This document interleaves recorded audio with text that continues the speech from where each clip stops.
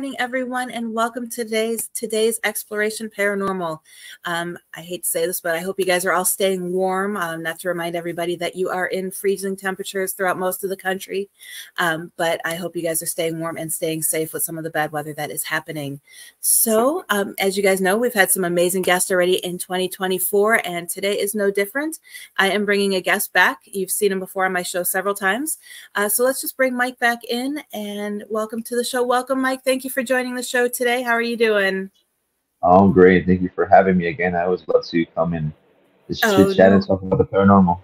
No problem. I always love catching up with you. And since we're usually talking about the paranormal, it's great to let other people know exactly what we have going on and sharing that back and forth. But before we get started, for those of the new viewers that I have, since I've switched some platforms around, can you just kind of let them know who you are and what you do? Yeah, my name is Mike Cardenas, and I'm the founder of Midnight Paranormal Society out of San Antonio, Texas. And real quick, I kind of got into the paranormal field, and because as a kid, some brought Ouija board into our home, which kind of led me to becoming a paranormal investigator and wanting to give back and help people who also were being plagued or haunted or however you want to label it. And so we want to kind of give back and create our team. And so we investigate here in the Texas region or Texas area in the state of Texas and all over. And that's what we do. We investigate the paranormal, and we do a lot of residentials. And of course, we do some public, a lot of public places, but our kind of go-to is residential cases. Yeah, I know a lot more and more people are like myself switching away from residentials, but we still rely on people like you to help out with the residentials when we get people who come to us, because we hate turning people away.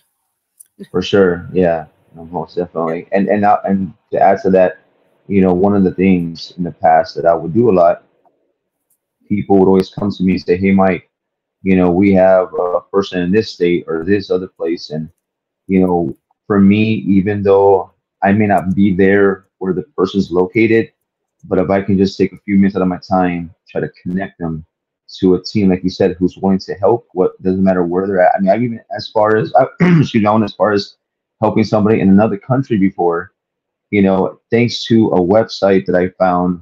What was the website? I forget what the website's called, but basically this website, if you went to this website, and I have to look at the link and maybe send it to you so you can share with people, but it has a map, the United States, and it has like other countries.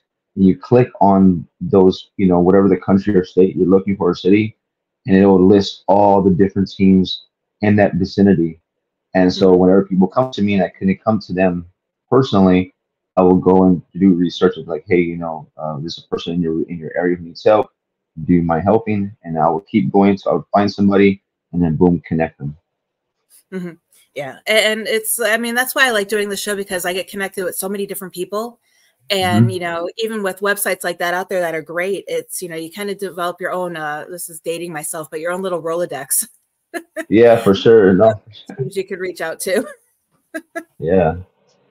Yeah. I do know I find myself often reaching out to Bishop Long because he knows a lot of people. So if I find something in the area that I'm not familiar with, I reach out to him and he gets them hooked up with someone.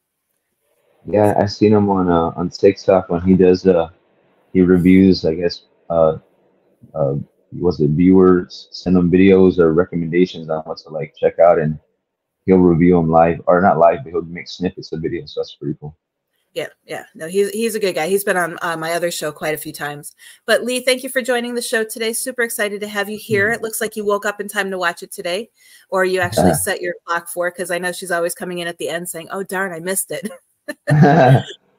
But with the time changes, a lot of people have been missing the show, and also with WLTK no longer being up, which is a bummer. But everything moves on. And I know you had mentioned, and actually on other shows, you've mentioned that you got into the paranormal field because of an experience through a Ouija board in your home. Right. That someone brought it into the home. And I kind of want to know, because a lot of people always say, don't use Ouija boards. And not that I use them, but I truly am a firm believer that if you know what you're doing, as with anything in the paranormal, you are 99% okay. There's always that risk. But about how many cases do you get that involve Ouija boards, and kind of what kind of advice do you give people who deal with them? For me personally, when it comes to Ouija boards, I've been doing this since well, let me see, 2008, taking on cases. And out of all the years that I've been doing this, I maybe had like two cases that had to do with the possibilities of Ouija boards being used or, being, I guess, around in the home that they found. Maybe two cases, which is not a lot. But, what I tell people is, like, kind of like what you mentioned, if you have that knowledge and you know what you're doing, you may have the possibility of being okay, but then you have that 1% chance that something can go wrong. What I tell people is it comes down to intention, right? It's my opinion. The intention, why are you using it? What's the purpose? Are you a paranormal investigator? Are you this enthusiast who just saw it on TV? I always tell people, whatever your intentions are, be careful. Like they say, be careful what you ask for. I'm not saying that everything is spooky and scary because what you see on TV and shows and movies and stuff. I'm not saying that, but you have to understand that we as individuals in this field, we only know based off our investigations. We know based off of other people's experiences, but that's where to me, it kind of ends because, and this is just my opinion, none of us truly know how the other side works until we get there. One day we cross that veil, we get to that other side, then maybe we'll know more. But still, since it's so, we haven't reached that point where we've had a breakthrough where, like, okay, this is exactly how it works. I always have to tread very lightly and be careful because, when you open yourself up to use these things, and not just Ouija boards, but I tell people, I don't care if it's an app, I don't care if it's a Ouija board, I don't care if it's a recorder. The moment the intention is there to open yourself to communicate, you have to be careful because you never know what might come through. And even we, as experienced individuals in this field, we go years upon years of collecting data, knowledge, information, evidence. But again, there's always something new being learned in this field. So I always tell people, be very careful, tread very lightly, even though we think we may have X amount of experience, like you said, there's only that 1% chance that something can go wrong. So just be very careful and be prepared because you just never know. But if you are watching and you want to try it, try at your own risk, but just be very careful because the last thing you want to do is become that victim and then you're there looking for help to try to get out of that sticky situation. That's just my opinion, though. Okay. And real quick, Sam says hello. Thank you, Sam, for coming to the show. I'm super excited to have you here. And if anyone has any questions, feel free to ask us. We are more than happy to talk about anything you guys want to talk about that's paranormal related, or heck, even if you want to talk about the weather, just let us know. And Channing says, hey, love, I love you. I think you know her. Hey, my love. Yeah. Shout out to my fiance. And she actually has her own. Knew her. Yeah, it's one of my secret admirers. And I'm just kidding. No, she has. If you didn't know her, I opened a whole can of worms for you. No. She has her own paranormal team in Temple, Texas called Black Cauldron Paranormal. So shout out to my lovely fiance there. Okay, well, make sure she reaches out to me. Would love to have her on the show if she's available in the morning. If not, I also have for sure. we still have Ghost Education 101 on Wednesday nights, but opposite nights of Ghost Education, I am host a show with Joe Frankie now. Oh, nice. That's awesome. So, yep. You got to pick her brain. She's awesome. And kind of like what we talked about earlier off air, we're talking about this recent case that I got invited to be a part of. And if you don't mind me talking about that for a second, is it okay? Oh, no, go talk about whatever you want to talk about. Okay, so another shout out. There's another local team here in Texas called Shadow Path Paranormal. They're out of Round Rock, Texas. And they're about maybe 2 hours away, maybe from San Antonio.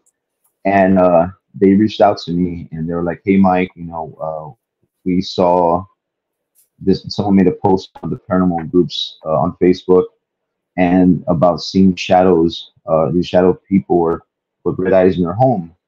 And for me, whenever someone comes to me, whether it's a team or just an individual, I'm always very open-minded. I don't have the first thought to just be like, oh, it's probably, just shoot them down. I don't do that. I'm always open to, hearing about what's going on and then kind of going from there. But they reached out saying, hey, they're experiencing some really crazy, shadow things in their home and they're looking for help. And I said, well, how can I help? What do you need from me? Well, they're in San Antonio, we're in Round Rock. So since you're there, can you be our point of contact? Can you speak with them or at least come along with us? And that way, you know, if they need help immediately, since we're 2 hours away, almost 3 hours, and you're there, you can kind of, if you're free, help them. I said, I'm more than welcome to help in any way I can. So we went to the home. It was about 30 minutes away, like the outskirts of San Antonio in the countryside. And we get there and we meet this family and the children. And while we're in there, it was just, you know, I kind of taken a break from investigations, kind of in a way, you know, myself and Channing, we both kind of like been hanging back, just kind of focusing on life, but kind of getting back into the swing of things. I'm standing and I'm listening to everything's coming, you know, what they're saying and stuff. And, you know, one of the things that came up was the possibility of something called a witch bottle or something. One of the ladies from this team, and Channing had to educate me on that because I've never heard of a witch bottle, and I don't know if you had heard of that Yeah. before. But something about a witch bottle, and I'm like, and here's the thing, this is what I love about the paranormal field, right? And just we as individuals, you're always learning something new all the time. So even though I've been doing this for X amount of years and I've been investigating, you're always learning. You know, your brain has to be like this sponge, especially if you want to continue to learn. If you want to learn, that's fine. But I'm listening about this shout out to Jennifer. She's one of the investigators for Shadow Path. She brings up she's messaging me as we're there from the interviewer. I mean, from the client about a witch bottle. And I'm like, and I'm in my mind, like, I'm kind of puzzled. Like, what the heck is a witch bottle? And so, you know, as she says witch bottle, my mind went to, and I had no idea what she was talking about. I'm like, we find out that the client and the neighbor next door, they're family related, they're brothers. And something happened between the client, the husband, and the neighbor, the brother, his wife, and this guy. And we I didn't want to assume anything. I didn't want to think anything wrong, but something went wrong between them, and so it caused this big mess. Well, after the big mess, that's when things started happening. They started having experiences in the house, and one of the things that they experienced was whenever his brother comes over to the house, when he's not there at work, or he goes to work and only the wife's there, they notice honeybees that come all over the house, like, and they go, what the hell? And as soon as he leaves, the honeybees are gone too, which is, they said, we never experienced that before, where he comes, there's honeybees, and then he leaves and they go too. And so I started thinking, you know, if something's happening in the house because his health started declining, you know, they had a really bad car accident, just a string of bad luck. I'm like, well, you know, what if somebody possibly, you know, threw something into the yard that can kind of blend in with your everyday, you know, just the grass, and, you know, that you may not notice. And that's when Jennifer said, well, the witch bottle. And I'm like, well, what the heck is a witch bottle? And I can't ask you this, you know, from the client. I'm kind of waiting to ask you later. Mm-hmm. But thank God, you know, Channing and she were talking afterwards, and I'm listening, and they're talking about this witch bottle. And I'm like, I was just kind of puzzled. I was like, what the heck is this thing? But it's cool though, because again, all about education and learning. And I appreciate the fact that there's a saying, an old dog can't learn new tricks. That's not true. You know, as long as you have that mentality that you want to be like a sponge and learn, you can always still learn things. And so it was cool to learn more about that. But you know, it was nice to be able to be in front of a client again and stand there and listen. And now we're waiting to see. I told him, I was like, listen, if you guys feel that this requires an investigation, let me know and we'll come back and help. But I don't want to push it on you. You take all the time in the world to think about it, and if you feel it warrants an investigation, we'll come back. So that's where we're at right now. But it was cool to, I guess, to learn about the witch bottle. Yeah. And it's interesting too, because I had posted probably about 3 or 4 months ago on my page, I post little like questions of the day. And I had posted, what are your thoughts on education in the paranormal field? And I would say a majority of the people who answered back says there's no need to be educated in the field. There's nothing to learn. And I was just, I mean, I do it just kind of get a feel of, you know, who my followers are, what kind of information they want to learn. But it was just like, wow, I couldn't believe how many people said that you don't need to be, I mean, you don't need to go through any type of formal education, of course, but, you know, learn, read, talk to other investigators. Right. you know, Right. attend conferences and learn from the other ones that are there. But the fact that so many people said, nope, you don't need to learn. I know everything I need to know was another comment that was made. But And that to me, and don't get me wrong, to each their own. If you feel like you don't need to learn anything, that's your opinion and your preference. That's you. But I feel that education is always going to be key. Education and the willingness to learn, or having at least an open mind to, because remember, like we both mentioned before, at one time you could not really talk about this, and so now that it's more open to society, people are becoming more open-minded. And even though some of the TV shows may not be the best representation of what we do, but people are slowly becoming more open-minded to it, and in turn you're able to take, we as investigators are able to take our knowledge and what we've taken away from investigations and learn and share with others. And the people who are watching, whether they're other like-minded individuals, investigators, or they're just enthusiasts, they have the ability to either say, yes, I want to learn and take something away from that, or not. But I feel that no matter what field you're in, I don't care if you're in crocheting, I don't care if you're shark diving, anything you do requires knowledge to be safe, because safety, again, is another big thing. And before you go to, it's not just, oh, let me walk into a cemetery and, whatever. Even if you go to a cemetery, there's always, you have to have knowledge in what you're doing while you're there. So, to me, and I'm gonna make this really quick. I don't want to get too far into it, but years ago, I remember there was a time where we were getting spammed, and this is before COVID. We were getting spammed with residential cases. I mean, it was almost like there was like this uprise, a spike in cases, and I'm like, what the heck's going on? And we were getting blown up. I mean, we had, at this time, we were getting like, I mean, no light. And I remember it was from Monday through Friday, we had a residential case each day of the week, or each day of that week. And we were so tired. And I remember, like, what's going on? Like, anyway, so everybody who we went to, who came to us, kept telling us that teams were shooting them down, saying that they were, whatever. And so I was like, well, what are they saying? Well, no, it's not valid. And when we were going there, we were having genuine experiences. We were documenting some interesting evidence. So they weren't lying. They were really having what's going on.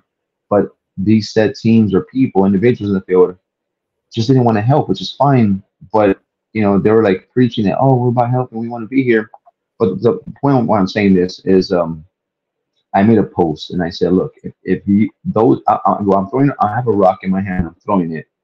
I'm like, and if it hits you, it's time to hang up your head and move on. I said, if you feel that you reached a point in the field where you no longer have to learn, or if you feel the need that you don't want to help, that's fine. But if you don't want to learn, then you need to hang up your head and move on and find something that you are wanting to learn from. And people, my inbox being blown up. Are you talking about me? Are you talking about me? And I'm like, did you see any names? Did you see anybody being tagged? But if the rock hits you, then maybe it's time to evaluate things. So for me, if you don't want to learn, that's perfectly fine. No, I mean, I'm gonna sleep good at night. But for those who do want to learn, education, don't ever get tired of that, because in this field, it's you're like myself. I've been doing this for so long, and then here comes this witch bottle, and I'm like, what the heck? I'm kind of like, and I'm sitting there kind of like the whole time instead of focusing on the client talking, and my mind just the gears are going. I'm like, witch bottle, what the hell is that? And so it's like, again, there's always something new to learn in this field, Yeah, it's always interesting that, I mean, you also need to know when you can't handle something. Oh yeah. You need to know when something's over. I don't want to use the word pay grade, but similar to that, over your, experience level. So, I mean, like, if you've never dealt with anything demonic or negative, you need to know when to get out of there and who to call. Right. Yeah. And, I agree with that 1,000,000%. We had a case years and years ago, where it was a young lady. She was going to this university here locally, and that was our first case that had like the like the signs of being a possible like oppression or possession, kind of, in a way, because of what was going on. You know, she had been a rape victim that I had just found out in in that moment. She of course survived.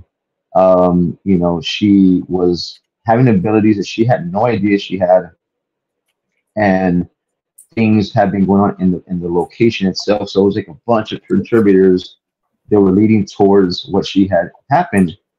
And at that point, I was stumped because what started happening to her, she started going, like, it literally, she was about to pass out, and then, you know, we're all sitting there or standing there. I'm about to go live on Facebook to kind of share what's going on in this situation, and I hear a little boy laughing, and I don't know, I'm like, what the hell? Like, there's no children here. This is like an apartment complex that's, I guess, kind of dedicated to the university students, you know.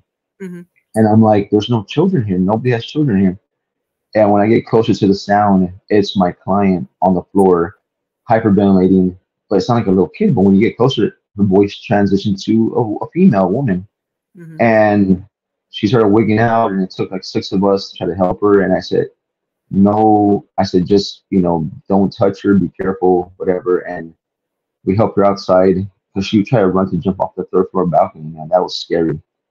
And, you know, as we're walking down the stairs, I had asked 2 of the teams to come back me up on this case because of what was happening, and turning and seeing these individuals. I mean, don't get me wrong. I don't care how experienced you are. When things hit the fan and you're in these moments, you know, you could, no matter how much you prepare, when things go south, you always have to keep your composure and remember why you're there, and, you know, kind of keep control of the situation. Because, you know, in this moment, it was like screaming and yelling and freaking out. And the teams that came to help me, they looked at me, and that's on that moment, in that spot while it was happening, they said, Mike, thank you for inviting us, but we will never come back. This is just too much to deal. And they left me there. Like, they just took off and they left me there. And, you know, I had my team there, but I'm like, you know, I didn't you know, say, oh, you guys are whatever. I was like, you know what? This is not for everybody. Mm-hmm. You know, there's levels to this that even myself, if I ever come to a case where this, like you said, above my pay grade, I'm always going to be wanting to ask for help, because at the end of the day, it's not about me. It's not about my team. It's not about one team. It's about the client or the individual getting help. That's it. Mm-hmm. It's not about, oh, this is my client, you know, and if I can't help her, no one's going to help her or help them. It's not the way it works, man. You know, you got to take your ego and your pride and all that stuff and throw it to the side, because at the end of the day, someone's going to get hurt if you're not careful, and even yourself can get hurt. So you have to know when enough is enough, and, you know, be willing to look for help. Yeah, and that's the hard part. I mean, I know I lost the comment here in the comments, but someone had commented that some teams shouldn't even be in the paranormal just because they don't know how, you know, they're more I'm assuming it's because they're more thrill seekers, Mm-hmm. and they cause more harm than good in the field. Yeah, you know, I watch. I mean, you know, being on Facebook, man, and, you know, and not just Facebook, but the community as a whole. You know, I tell people it has that small town feel. Like, everybody knows your name, or you've at least heard of somebody, you know, through passing. And, you know, I see a lot of things that go on, and, you know, I hear about things, and Mm-hmm. I stay in my own lane. You know, I try to be there to judge. I don't judge anybody, man. It is what it is. People, the beauty about this field, though, is that everybody or anybody out there can approach it in Mm-hmm. whatever way they want to. You know, I mean, again, you don't want to do something that's going to harm yourself or anybody around you, but whatever methods you want to try, you can do it. But I tell people, if you're here to be a thrill seeker and you're here to be the next Zach Bagans, then do it 100%. Be honest about it. Don't BS anybody. You know, if you're here because you want to be like the best, you know, educator or whatever it is you want to do, be the best you can at that, and don't ever shy away from it, or don't ever let anyone change you from that. But, you know, don't sit here, preach one thing, and then when it comes down to actually doing it, you're like, bye. Don't do that with me. Yep. Yeah, I actually left 2 teams in the past because the other team members, I mean, we'd be sitting down with a client interview, and not even there 5 minutes. Oh, you have a demon in your house. It's like, Oh no, you man. don't. It's, you Yeah. know, and that, but that's what a lot of teams are doing and all of that stuff. So, and like, before we get to some other comments that I have flagged to go through. The field isn't made to gain fame or publicity. It is made to help others and bring awareness. Exactly. And then Sam says, knowledge is powerful. Yeah. And see, to touch on what you said about demons, I've met an individual who I will not name, and I met another team who I will not name. But both people in the team, these individuals came to me. One of them told me that this family was being plagued by, I guess, they really claimed to be a demon. They gave information to this team. I mean, the team gave information to his family about it being demonic, and there was no helping them. Well, the family ended up doing like a suicide, and they all died. And when I heard about this, that just like it rocked me to my core, because I'm like, holy smokes! Like, how do you? And for me, when people come to me and say, "Hey, Mike, I don't care if it's they think it's poltergeist or whatever they think it is," I always ask, how did you come to that conclusion? What steps or what evidence you collect that you concluded this is what it is? And I'm like, I go, how did you wait? Where? I mean, I'm like, I was just kind of like baffled. I'm like, how do you? I go, this family, they're gone. Like, and then another person came to me and said that because they were a medium, that they can tell that this woman had a demon on this person, and there was no helping them. And I'm like, what? So what did the person do? They shot themselves and killed themselves. And I'm like, I'm sitting here and I'm like, I mean, forgive me, God, 'cause I'm not one to judge, you know what I mean? Right. But I'm like, how do people feel okay, like sleeping at night, knowing that they just toss around, oh, a demon or demonic or the devil or whatever, and then someone ends their life? And I don't mean to get dark on here, but it's like, that's the realness of what not being careful and what can lead to if you just kind of carelessly like, oh, it's demonic, like you're handing out cookies. You know what I mean? Like, you have to, if you're gonna be in this field, I know that sometimes people are very sensitive and you know, you can't control how people react once you get information. But to me, I'm never gonna give somebody, oh, this is what I think it is, until I 100% have proof right here in my hands. I have proof, and even then I'm very careful, because you never know how a client or individual will take it and run with it. So just be very, very careful on how you relay that information, because things like that can happen, and you do not want that. At least in my opinion, you don't want that tied to you, you know? Right. Yeah. And you need to have that proof, because I mean, so many people, when I've asked that question, they're like, oh, it's just a hunch or a feeling. And it's like, well, you can't tell a client that they have a demon on a hunch. I think one of the funniest ones, and again, I say it's funny. Excuse me. I say funny, but not so funny, I guess, in a way. There was this one Facebook group that I was randomly in for paranormal, and it always blows my mind, because I don't mean this by no disrespect to anybody in the field. And if you're hearing me say this and you get offended by it, I apologize in advance. It's not meant to offend anybody, but it's almost like in every corner or every other group, there's always a new psychic, or always a new medium, or always a new, I can feel this, and I can feel that, and I'm the most gifted person in the whole world. I always hear that a lot of times, even new people I meet in the street, at stores. Oh, you know, I'm just you, whatever. And I'm like, okay, fine.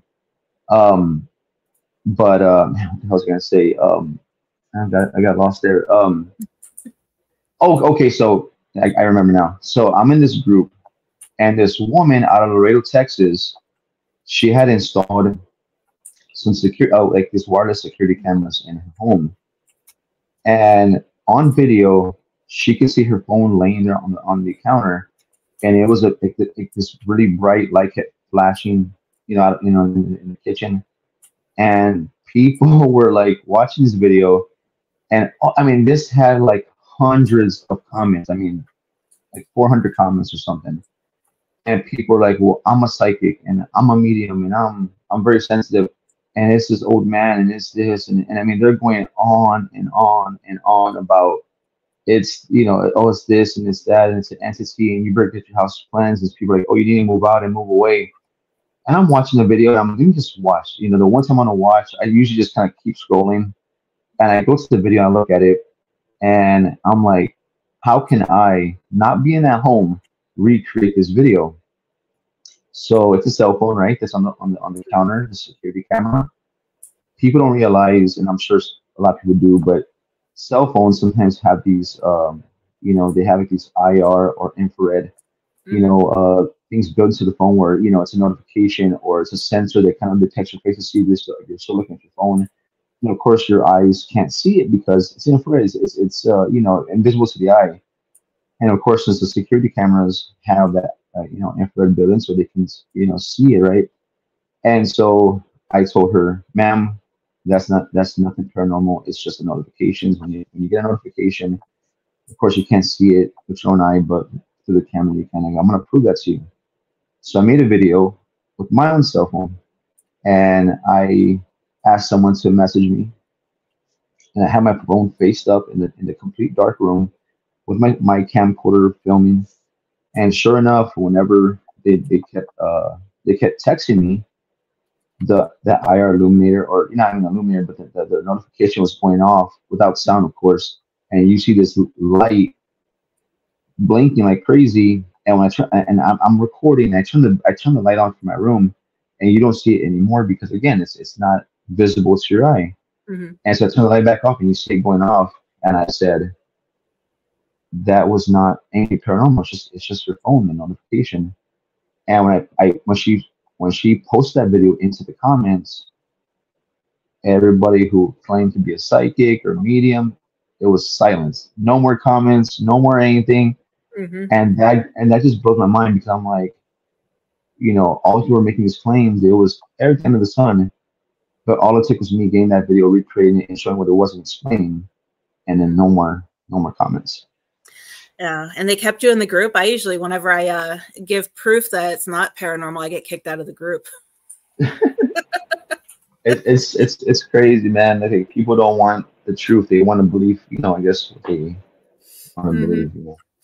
Yeah. Well, real quick to get to the comments to everybody. Hello, Anthony. Thank you for joining us today. Super excited to have you here as always. And York, hello. And he does have a question. Do you think spirits are affected by the Earth's weather? Holy cow, that's a very good question. You know, I honestly don't know. But I'll say this though, and I know it's kind of like not so much on that question, but we had a case, and again, this had nothing to do with the weather, right? But we had a case that right when everyone first heard about COVID, and one of the questions that one of my ex-members asked at the time, he says, do you know about COVID and how would it affect people? And we got a response and it said yes, and it said fear. So I mean, again, this could have been an intelligent thing that we're talking to. I mean, and who knows, it was just lying. I don't know. But I mean, to answer your question about that, now, can it be affected by weather? I don't know. I don't know enough about that. But I mean, to me, it answered my question or our question about COVID. So who knows? Maybe it does. I just really don't know. What do you think? Right. I know I've done a lot of research on it, and there's no scientific proof that it does, but there are a lot of theories. And that's where all these teams, we need to band together. We need to share data that we collect, not just EVPs and video. We need to get all that scientific data and collect it. Like, okay, we did an investigation and this was what the weather was like. And then we did an investigation at the same location, but the weather was, you know, different. And here are the differences. And because we're not sharing data, I don't think we're ever going to find out unless we do. And to add to that, I think that what needs to happen is we need to come up with a new, maybe like series of questions to ask when we're investigating, or even like you said, like create an atmosphere. Like you know, like I said, you know, go investigate when it's really cold or when it's really hot, or create something like a, you know, like I said, a controlled climate area where you know it's haunted. You know that, you know, maybe if you ask certain questions or do certain things, and maybe, you know, you get a response.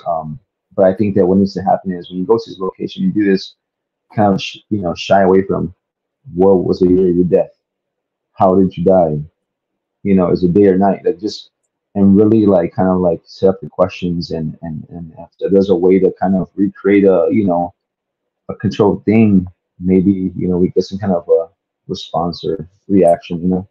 Mm-hmm. Yeah, and that's where I think, I mean, even if you just have one member on your team do research into the location before you go, then you can have guided questions based on the actual location, not just your standard, like you said, who are you? How'd you die? Why are you here? Right. I truly do think that the spirits are starting to get bored with us. But Anthony did I comment that, yes, the weather does affect it, and he has the data. If you have the data, Anthony, I'd love to see it. Yeah, yeah. If you have that data, man, I would definitely share that because, in this field, when we investigate, we're always looking for that next breakthrough, that new thing that can kind of shed more light into, are we going about this the right way? Are we doing this the right way? Because I'll say this, shout out to uh, Deborah over at the Olavaca Jail in Hattiesville, Texas. She's a really good friend of mine, and she's amazing. She's a property manager there. And years and years ago, she sent me this video that had to do with, I guess it was an older video about people, their families, their kids were killed, and families coming together, like, kind of like a coping group, but they were helping each other by trying to, record the deceased loved ones, through ITC and all these different things. And in this video, supposedly or apparently, this gentleman, he said that he was contacted through phone, and again, I don't know if this is real. I don't know. I mean, this is the old video. I saw it. It was very interesting though. He supposedly spoke with a priest from, like, I mean, this was like way back. I mean, before there was any phones, or I mean, it was just way, way back in a time when there was no like electronics that we have now. And the priest told him on the phone what he needs to do and broke down for him step by step on how to like put things that we have modern day, devices, and how to communicate with the afterlife. And I'm like, I wish that we can do something like that, because again, in this field, we're always trying to find the next thing to help us better understand this. And if there was a way to do that, man, I would be all for it, because at this point it's like, we're all just kind of basing our thoughts off of maybe what we experience or others, you know what I mean? Mm-hmm. Yep, exactly. And then more from the comments, because actually it's been a busy morning. Thank you everyone for chiming in. Happy to have you all here. Hello, Texas Wraith Hunters. Oh, I can't even talk. This cold is killing me. Irene is here from Tokyo, Japan, in the World of Ghost Paranormal Japan, Anubis Paranormal Japan chapter. And I actually am going to be having Chris and Anson on the show again. So Irene, I'd love to have you on as well. So make sure you reach out to me. Anyone else watching, if you ever want to be on an episode of the show, just reach out and let me know. And then she also said that she does cauldron cooking with the paranormal. I have got to see that. So make sure you send me the link for that one. That one sounds interesting. And then Sam says, do you think that if we know history of a known location, does the evidence go along with that story, or do we just assume it does? That's a good question. What do you think? I think it can help guide the investigation. So, of course, then if you're guiding the investigation based on what you know about it, but then again, it also goes into the hard part of, self-manifesting. One theory that I did in one of my books for ghost towns is, do we go to these ghost towns and envision that this is what the activity other people have said occurs, and then we experience the same thing? Are we self-manifesting it? So that's a tough call. That is, because like you said, you have this prior knowledge of, because we as investigators, when we go to a location, we pretty much ask probably every question under the sun. You try to ask questions that are relevant to the location, and then you ask things that are not so relevant, like, what's your favorite ice cream? It's just always random questions that are kind of silly, but you just never know what may get a response, right? Like I said earlier, shy away from how did you die? What year is it? All those things. But it's like, when you go to a location, yeah, sometimes it helps to know information, but especially, if it's a historical location, names that are recorded, people who were once there, and maybe people are still roaming the location. Who knows? But yeah, that's something that can help, and sometimes, maybe not Yeah, so I know much. my son on an investigation, he asked if the earth was round or flat and if a tomato was a fruit or a vegetable, and he got answers. Yeah, see, you never know, man. It's like you think that, okay, I've asked all these questions pertaining to this location, and then you ask the most left field question. You're like, and that's the response that you get. Yep. And then a few more shout outs to everybody. Sydney, thank you for joining. We're happy to have you here with us. And then Scott Lee Bauer is here from Ghost Trackers UK. Thank you for joining today. Kenneth Torres, he's been a guest on the show several times. Hey, let us know how you're doing, everybody out there. Drop in and say hello. Scott says, very interesting topic, letting us know that he's there. And then before I move on to a question that we have, JC McDonald McNeil says, hi, everyone.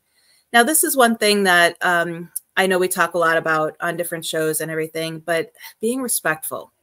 Irene says, I educate people on how to be respectful when you go into a haunted house or place because investigators don't always know what to say to the spirits, and the spirits get mad at them for invading their privacy. So many times I see so many teams on YouTube going in being completely disrespectful, even just to the location. I've seen teams trespass, damage property. What are your thoughts on that? We're all about respect. At least me, I can only speak for myself. I mean, my team, others who the small circle of people who I'm close with, I always tell people, I'm like, when it's like you and I, Heather. If I went to your house and I came up with a complete, excuse my language, a jackass, are you gonna talk to me and like, get the hell out of here? You know what I mean? Like, leave. You know what I mean? So to me, when we go to a location, you have to go with the utmost respect and understanding that, we may be from a different time period. Who knows how they conduct themselves in that time frame versus how we are today. But always go with respect, even if they give you attitude or get out of here or whatever. Understand, again, we're from different times, or even if they were not, they were from our time period, but when you go to a location, have that respect, and especially with the whole trespassing and breaking things. I mean, that's ridiculous. I mean, to me, it's like all you do or all you get from that is ruining it for the rest of us. Because even though we may not be connected in certain ways, but by you coming from the paranormal field, it's like a representation. People will assume every one of us is like that.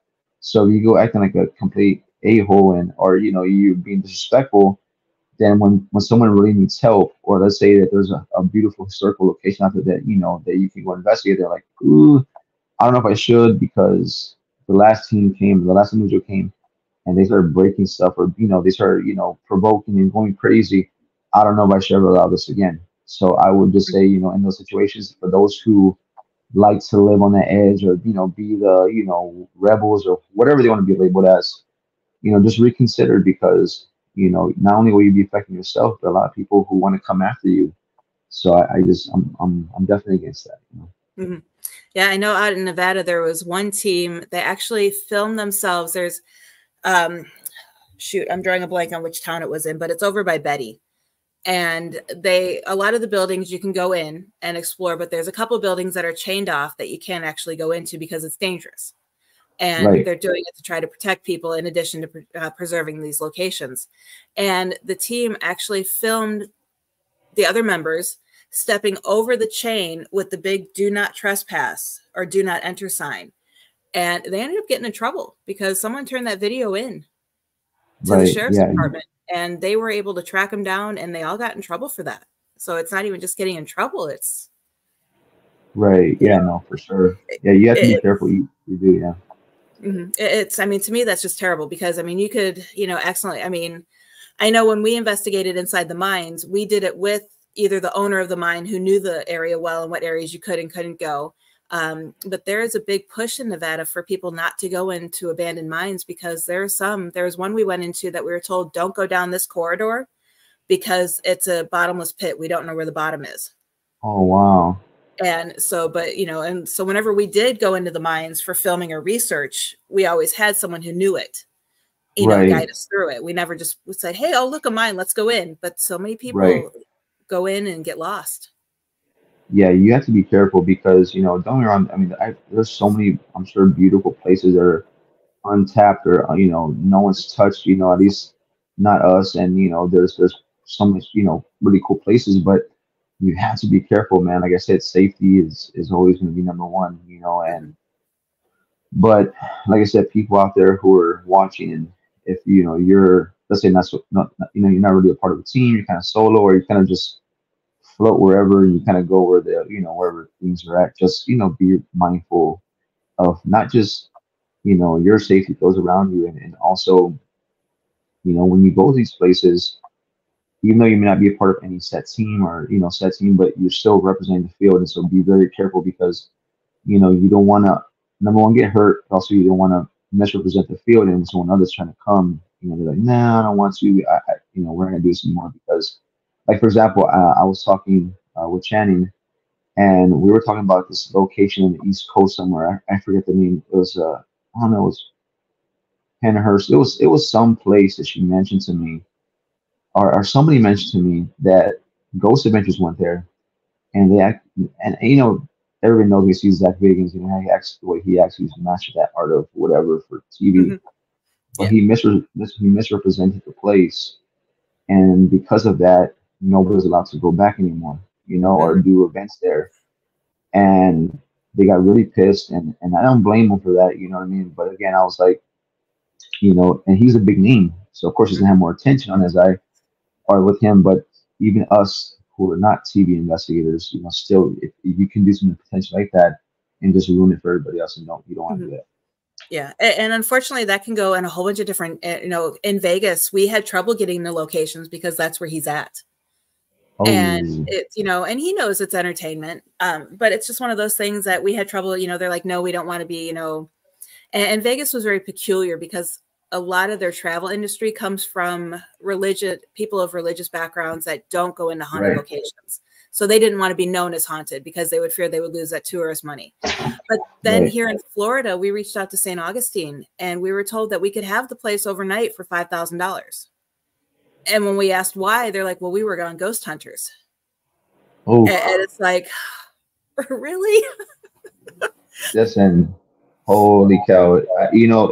That's the part that can kind of be good and bad, right? Because I feel because of TV shows like Ghost Adventures and Ghost Hunters and all the ones that are, maybe I haven't mentioned, but because of those shows, they're able to give people who may never ever get to visit these locations kind of insight to what happens there and the beauty and, the atmosphere, all that stuff. But then the same token, I'm not saying that all people are like that, but then there's people who are like, cha-ching, they have the dollar signs in their eyes, and they're like, now that, on top of inflation and what we're going through just in our daily lives, right? Inflation, this really inflate the hell out of this place. And if you really want it bad enough, for a low price of $5,000, now you can get in and you're like, what the heck just happened here? And then the sad part about it is, even if you paid that money, you're not guaranteed to experience anything.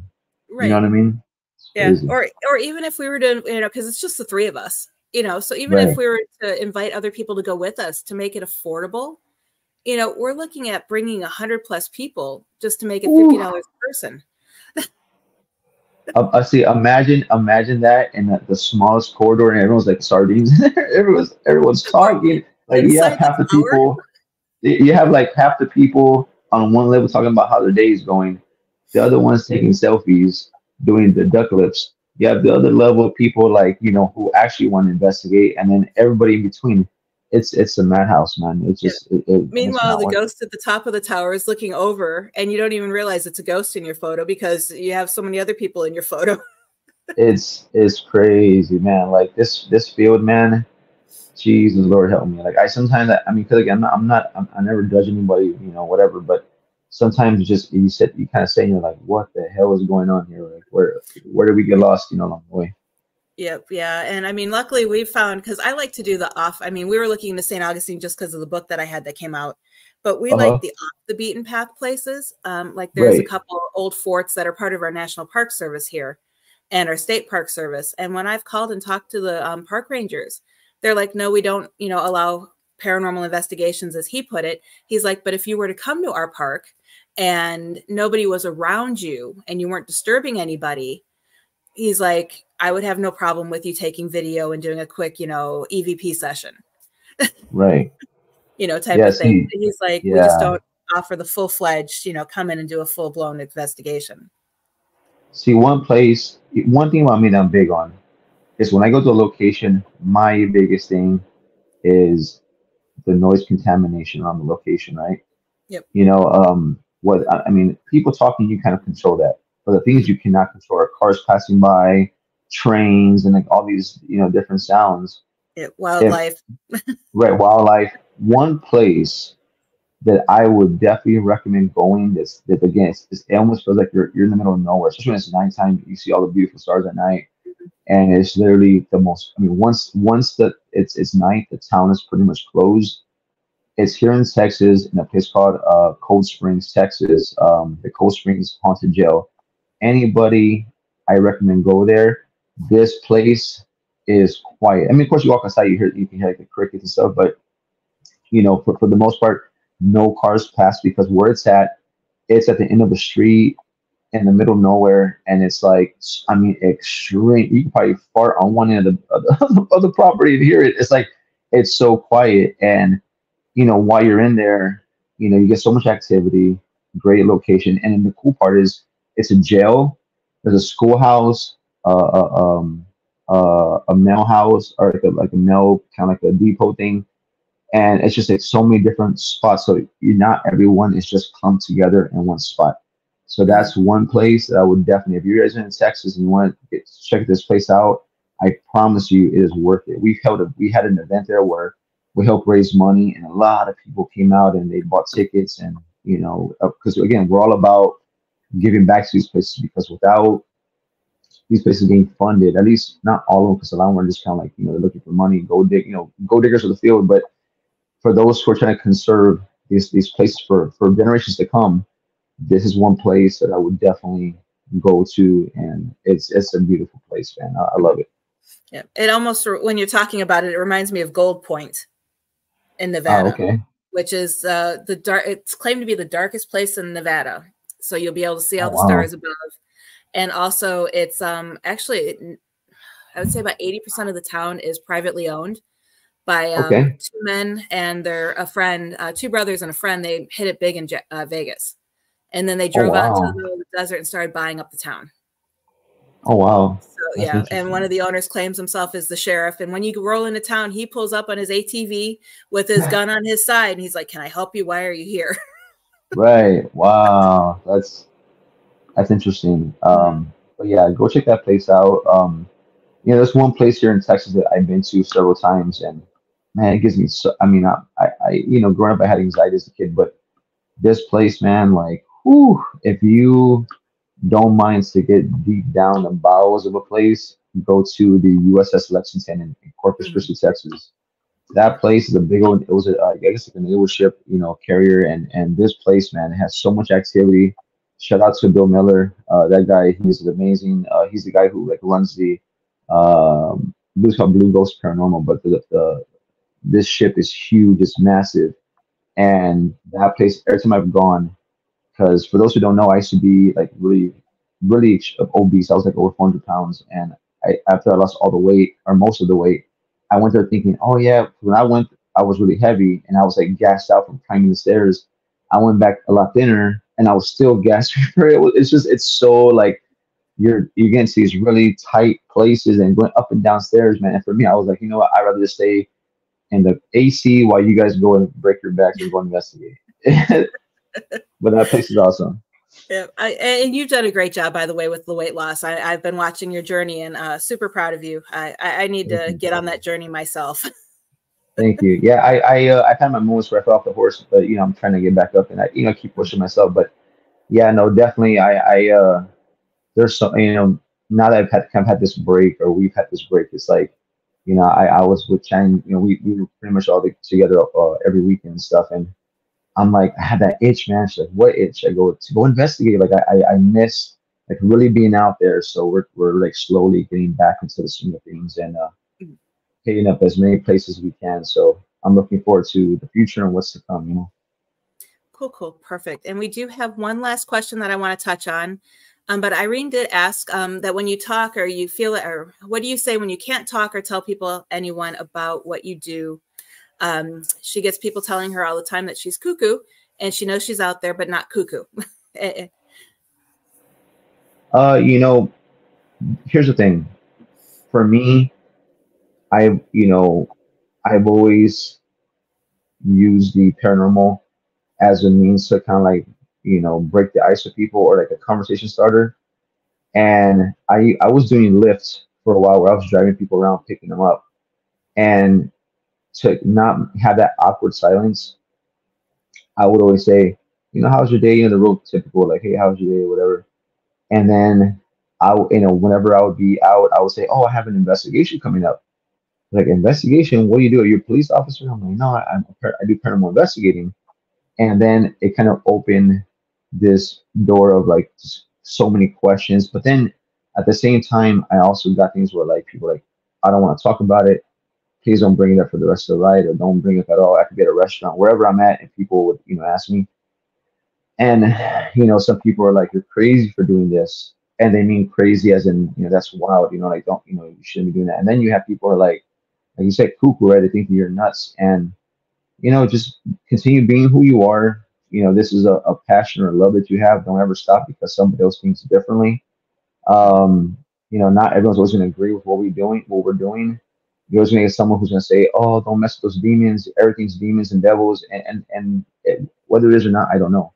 But I would not let those things deter you, because at the end of the day, if this is your passion, a true passion for you, and it's something you want to continue to do, whether it's to educate people, whether it's to find another breakthrough, whatever it is that yourself as an individual wants to do in this field, just do it. And if people are going to call you crazy along the way, then it is what it is. It comes with the gig, Yeah. And then 2 quick questions came in. Has a lawyer ever used a spirit as a witness? I've never heard of it. I know people have tried to make the paranormal a defense, but and I don't think anything as a witness. But one thing I did see, and it's one of those daytime TV shows. I forget what it's called. It was like this lady. I guess it had to be in the East Coast somewhere. I forget what her name was. She had like reddish hair. She was like a Latina lady, but I forget what her name was. But anyways, on that court TV show, someone came in about they're getting sued. I think the renter was suing them, and they're like, why haven't you been paying? And she's like, the renter didn't tell me the house is haunted, and we've been experiencing things. And I'm like, what? And I was like, what the heck? And so, I mean, I've seen that, but never again as a witness. Right. And then Sydney wants to know, based on people not wanting to talk about the paranormal, do you think it's because they believe that they'll bring spirits out? Wait, ask me that one more time. I'm sorry, I couldn't hear that for a second. This goes back to the people not wanting to talk about the paranormal. Sydney wants to know if it's because they believe it'll bring the spirits out. I don't know if it'll bring the spirits out, but I remember as a kid, right? And then maybe this is just like myth, or like your parents trying to scare you. But I remember being a kid, I've always enjoyed the aspect of talking about like ghost stories, and now being able to share my experience with people, and listening to others in the field, or just people who've had general experience with the field. But when I was a kid, my mom would always say, don't talk about that stuff, because the moment you talk about it, you invite it to you. And so I think that I mean, it could be a possibility. I don't know if it's just we're trying to be scared as kids. But I think that the power of manifestation, as far as like you speak things into existence. So maybe there's a possibility that if you talk about it, a said thing, like let's say you're at whether you're at home or at a location, and you're talking about the said thing that you're there for, maybe it'll attract them. I don't know, but it's a good question. Okay. Yeah, she actually commented back. She said that was for Irene, but she said your explanation is cool too. Oh, okay. So, and Greg's joining a little late, but hey, Greg, thank you for stopping in. And thank you everyone for watching today. Thank you again, Mike, for coming on. It has been a great conversation as always with you. I don't even plan notes when you come on the show because we end up filling up time just chatting back and forth. Right. That's me. If you So, want to just chit chat, I'm here. right, exactly. And I'm sure I'll have you on again later this year to talk more about what you have planned and what you have going For on. sure. But can you just let everybody know where they can find you? Yeah, you can go to our Facebook page, Midnight Paranormal Society. Also have TikTok. You could type in at MPS Founder Mike. And what else do we have? And also don't forget to go check out my fiance's page as well, Black Cauldron Paranormal. She and her sidekick kind of do things in Temple and all over the US, but you can find us both MPS page and Black Cauldron Paranormal. Okay, perfect. And as always, you guys can catch the show live on Tuesday mornings at Exploring the Paranormal Show on Parallax Network 1 and then also on Things Network. We are now airing on both of those as well. And then don't forget, oh, and the replay will be uploaded to YouTube within 24 hours of ending this show. Just a reminder, we will not have a show next week, but I do have a replay with my special guest, Rich Valdez. He will be, he talks about all things demonic, including the Legion of Exorcists show that he was on. We had a great conversation. I do have that set to replay next week for you guys. And then join me in 2 weeks on January 30th at 11 a.m. Eastern with special guest Tina Fleury. So again, thank you everyone for joining us today. Thank you, Mike. It's been a great conversation. Look forward to having you on again in the future. Everyone have a great day.